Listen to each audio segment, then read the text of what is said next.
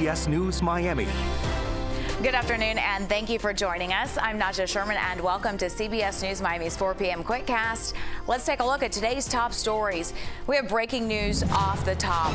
A chase ends in a lake in Doral. Police say the driver led them on a pursuit following a possible carjacking. You can see police throwing a lifesaver chopper 4 over the scene. This all started on the Palmetto Expressway. The driver jumped into a lake. This is near the 74th Street exit, close to Jackson West. She appeared to be partially naked after being pulled out of the water. Several police officers jumped in and safely pulled her out. CBS News Miami's Yvonne Taylor is on the scene. He's going to have the latest tonight at 5. A disturbing discovery in Homestead. Police responding to a call involving a dead body. This is along Northeast Civic Court and Parkway Avenue. Chopper 4 over the scene, and you can see a yellow tarp covering the body on a bench. Police have identified the body to be a person who is homeless. Investigators say there are no signs of foul play. A man is behind bars accused of a brutal attack in Miami. 48-year-old George Armstrong was arrested by police. They say he admitted to stabbing a man to death with a sharp object. Happened along Northwest 32nd Avenue and 79th Street. The victim was taken to Jackson Ryder Trauma Center, where he was later pronounced dead. Armstrong has been charged with second-degree murder. An explosive emergency in Southwest Miami-Dade. CBS News Miami's Trish Christakis explains what happened. I'm Trish Christakis, and a semi-truck caught fire at the gas station behind me. He then drove away with the truck on fire. I have surveillance video for you coming up. And that story includes an emotional interview with the driver's daughter. That's tonight at 5. Always alerting, always tracking. This is Next Weather.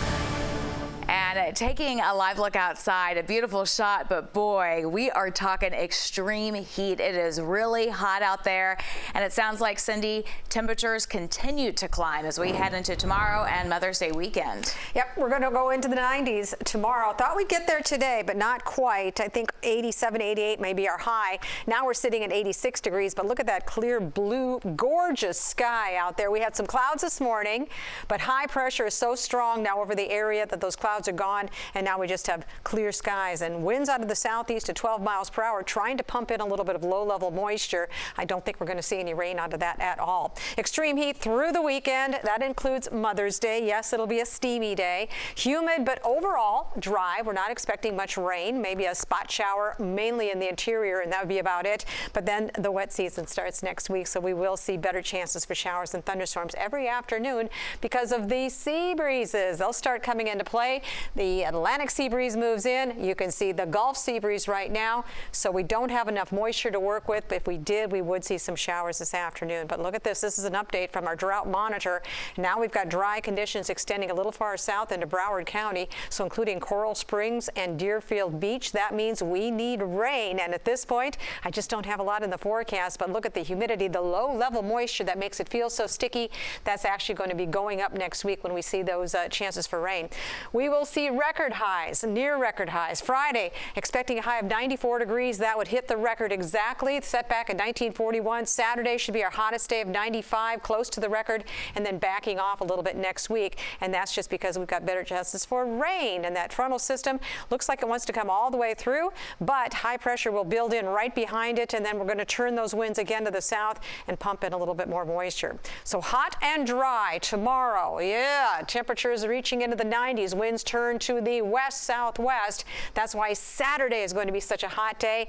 Plus, we're going to be on the south side of a weak but front. It is coming through, not going to bring us a lot of relief, but that will dry things out for Sunday. So at least there's really not going to see much rain on Sunday. But again, it is going to be quite warm. Here's your Mother's Day forecast. Partly cloudy to mostly sunny. Temperatures topping out in the lower 90s. So do plan on that for your Mother's Day. Here's your forecast. High tomorrow, 94 degrees, but Saturday the hottest. Put about a 20% chance for a spot shower on there, but most areas will stay dry. And then next week, by the time we get into the middle to the end of the week, rainy season kicks in, and we'll see at least a chance to pick up some much needed rain. The search is on for the gunman responsible for shooting and killing a man in a parking lot. It happened across from the shops at Midtown Miami. CBS News Miami's Peter Dinch reports. Police say the shooting erupted just after 4 in the morning in this parking lot by Midtown Miami. Neighbor Juan Gomez told us he heard the shots. It was like pa pa pa pa pa pa, like, you know, like, it sounded like they were kind of like shooting at somebody, and I was scared to really move or whatever because I didn't know. I heard them pretty close, and I'm just hoping that they didn't fly into my house and hit me. Gabriel Moore lives near the scene at Miami Avenue and North 35th Street. He points to where he saw the victim. What did you think when you saw him like this? The first thing came to my mind was like, I hope these ain't my people, my brother, because a lot of my brothers got dreadlocks too, so. He was shaken by what he saw. I was nervous, paranoid, scared, all that at the same time. I was destroyed. I don't know who he was. Miami police say they responded after there were 2 shot spotter alerts that detect gunfire. Initially, they thought there might be 2 victims. We saw that there was 2 pairs of sandals, so we were looking for a second victim. Officer Mike Vega says there was just 1 victim, and he was transported to the hospital but did not survive. This is too early in the investigation to determine why this occurred, but we're talking about 4 o'clock in the morning behind a parking lot. We're trying to piece it together and see if there was one or more suspects. Vega said police are not sure why this happened, and they do not have a description to release of the shooter. We saw detectives going door to door canvassing the neighborhood and looking for surveillance tape. If you can help, call Miami-Dade Crime Stoppers at 305-471-TIPS. There is a reward in this case of up to $5,000. We'll have the latest on this story coming up tonight starting at 5. In Miami, Peter Dench, CBS News, Miami. A shark attack victim speaks out. It's after a vicious encounter by not 1, but 2 sharks. CBS News Miami's Steve Majeri has the report. I'm Steve Majeri in West Palm Beach, where a South Florida man doesn't just survive 1 shark bite, but 2. He fell off a boat while in the Bahamas in an area that's known for having a lot of sharks around. He says he was bit in the leg and in the shoulder. His friends helped him out that night, and then he was flown back to South Florida, where he was treated at St. Mary's. His doctor says the shark just missed a key artery. Now he's in crutches and is hoping to get back on the water. His doctor says the shark that bit him in the leg was likely 7 feet long based on the size of the bite marks. In West Palm Beach, Steve Majeri, CBS News, Miami. When we come back, presidential order, what President Biden is now saying about not sending weapons to Israel as it threatens an operation in a key city in Gaza. A monument to Mary Brickell in the heart of Brickell. Does she deserve to be known as the mother of Miami along with Julia Tuttle? I'm Hank Tester. Mary's a bit of a mystery, and I've got her story coming up on CBS News Miami. Tonight at 5:30. Welcome back to CBS News Miami's 4 p.m. Quickcast. Now to former President Trump's hush money trial. Former President Trump is back in a New York City courtroom today. He faces 34 counts of falsifying business records to cover up hush money payments. CBS News Miami's Michael George reports from New York. Former President Trump arrived at court Thursday morning as testimony resumes in his hush money trial. Before entering, he revealed his lawyers just filed what he called a major motion in appellate court.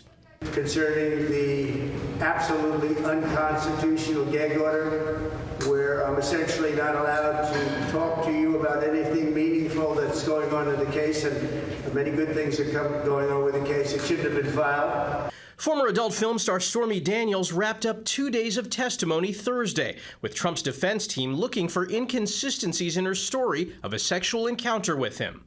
While payments to Daniels are part of the prosecution's case, legal experts say the graphic testimony is not relevant and could prejudice the jury. The point is that she received that hush money payment, and the point is for her to talk about when and where and how she received that payment, but not the details of the alleged sexual encounter here. Trump's lawyers asked for a mistrial. Judge Juan Merchan denied the motion, but acknowledged some of this would have been better left unsaid. Daniels' testimony is a build-up to another key prosecution witness, Trump's former personal lawyer, Michael Cohen. He arranged the $130,000 payment to Daniels and later went to prison for orchestrating the payments and other charges. Hello, everybody. Trump, who is running for president, has repeatedly said this entire trial is politically motivated. Michael George, CBS News, New York. Florida Senator Rick Scott attended Trump's hush money trial today. He is one of the high-profile guests showing his support for the former president in court. It's a crime in this country to use the court system to go after your political opponents. What's happening in this courtroom is clearly criminal. Trump is facing 34 counts of falsifying business records. Prosecutors say he allegedly covered up payments to his former lawyer, Michael Cohen. Cohen paid Stormy Daniels $130,000 to buy her silence ahead of the 2016 election. Trump has pleaded not guilty to all charges and denies having sex with Daniels. In the Israel-Hamas war, President Joe Biden ordered a hold on U.S. weapons being sent to Israel. And this afternoon, he's getting some pushback. The president says he would not supply weapons that Israel could use to launch an all-out assault in Rafah. Critics say withholding the weapons hurts Israel's ability to fight Hamas. Civilians have been killed in Gaza as a consequence of those bombs and other ways in which they go after populations. Those precision weapons will help them fully defeat Hamas with less impact on the civilian population in Gaza. So why wouldn't we go ahead and get them those weapons just as fast as we can? Congressional Democrats are divided over imposing conditions on weapons to Israel. President Biden says the U.S. is still committed to helping its ally defend itself. Now to the Florida Panthers. The team has ended up their second-round playoff series against the Boston Bruins. The Cats went down early in the game, but they managed to claw back and win in commanding fashion with a final score of 6-1. The series now shifts to Boston for games 3 and 4, and that is starting tomorrow night. This Sunday is Mother's Day, and the anchor moms of CBS News Miami got together to talk about all things motherhood. Tune in for our streaming special where we candidly discuss everything from juggling work and life at home to solutions that we use to make things easier that might even work for you. And that's tonight, or Friday rather, at 6:30. Then again on Sunday at 9 a.m. and noon on CBS News Miami, CBS News Miami app, and Pluto TV. That's the CBS News Miami Quickcast. I'm Naja Sherman. Stay tuned for more news right here on CBS News Miami, and have a wonderful day.